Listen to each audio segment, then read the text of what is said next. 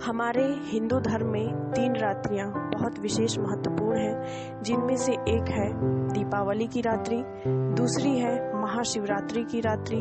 और तीसरी है होलिका दहन की रात्रि। हमारे हिंदू धर्म में भक्त प्रहलाद और उनकी बुआ से जुड़े रहने के कारण होलिका दहन मनाया जाता है, लेकिन बहुत कम लोग होंगे जिन्हें पता होगा कि इसी दिन भगवान शिव ने कामदेव को पुनर्जीवित किया था। जैसा कि पता है, कामदेव को माता पार्वती से रिझाने के लिए प्रस्तुत किया गया था, लेकिन भगवान शिव माता सती के वियोग में थे और उन्होंने क्रोध में आकर कामदेव को भस्म कर दिया था।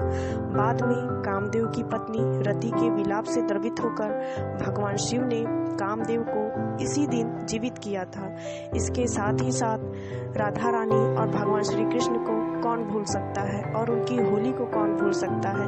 उन लोगों की प्रेम स्मृति में भी होली का त्यौहार मनाया जाता है। लेकिन होली से पहले एक विशेष रात्रि आती है, होलिका दहन की रात्रि। इस दिन अगर कोई किसी कष्ट से जूझ रहा है, चाहे वो मानसिक हो, शारीरिक हो, धन का अभाव हो या फिर कोई और कष्ट हो, तो आज की वीडियो में मैं कुछ विशेष अनुष्ठान लेकर आई हूँ, जिन्हें आपको अवश्य करना चाहिए अपनी सभी परेशानियों को दूर करने के लिए। सबसे पहले बात करें कि अगर किसी को मानसिक शांति की प्राप्ति नहीं है तो उसे 7 कंडों की माला, ये उपाय अगर कोई बहन भी चाहे तो अपने भाई के लिए कर सकती है। 7 कंडों की मालाओं बना ले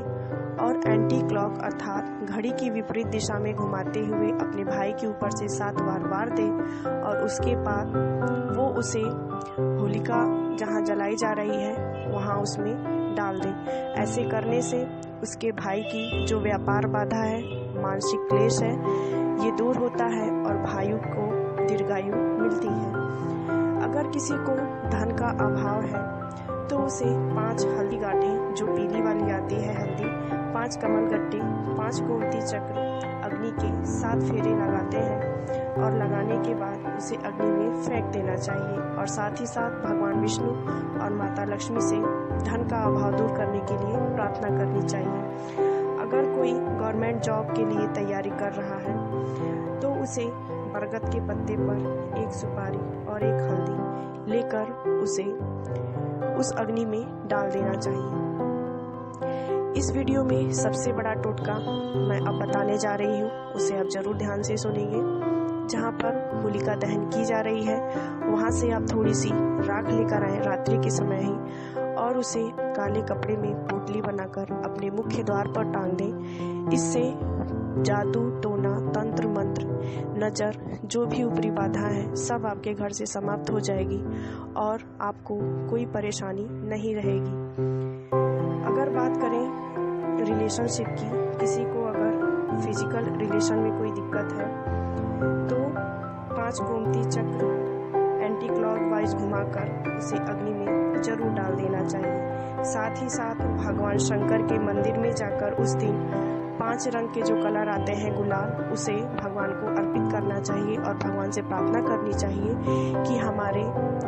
दाम्पत्य जीवन में इसी प्रकार रंगों की तरह प्रसन्नता बनी रहे। बात करें अगर रिलेशनशिप में ससुराल पक्ष से अगर कोई बहुत ज़्यादा परेशान है तो उसे 48 साबुत उड़द दाल, 27 चावल के दाने 3 चक्कर लगाते हुए उसमें डाल देने चाहिए और बाकी के चक्कर 4 चक्कर लगाते हुए प्रार्थना करनी चाहिए कि उसका वैवाहिक जीवन सफल हो और ससुराल पक्ष से जो भी परेशानियां आ रही हैं उनका समापन हो। अगर किसी को मानसिक शांति और अपने जीवन में धन धान्य चाहिए तो उसे सबसे पहले उस दिन माता लक्ष्मी और भगवान विष्णु का आवाहन करके मन ही मन उनका मंत्र बोलते हुए 7 चक्कर लगाने चाहिए। इसके बदले में अगर आपके कोई इष्ट हैं तो आप अपने इष्ट देव का मंत्र आवाहन करके भी होलिका की 7 चक्कर लगाकर प्रार्थना कर सकते हैं। बात करें कि अगर किसी के पति या पत्नी का कोई बाहरी चक्कर है और वो बहुत परेशान है तो उसे 7 लौंग लेकर सिंदूर के साथ उसे पत्ते पर रखकर उसमें फेंक देना चाहिए और भगवान शिव और माता पार्वती से प्रार्थना करनी चाहिए कि वो उनके दाम्पत्य जीवन को सुखी रखें और सभी कष्टों को दूर करें। उम्मीद करती हूँ कि आपको आज के सभी अनुष्ठान अच्छी तरह से समझ में आ गए होंगे। इस वीडियो को पहले बनाने का कारण यही था कि आप लोग इससे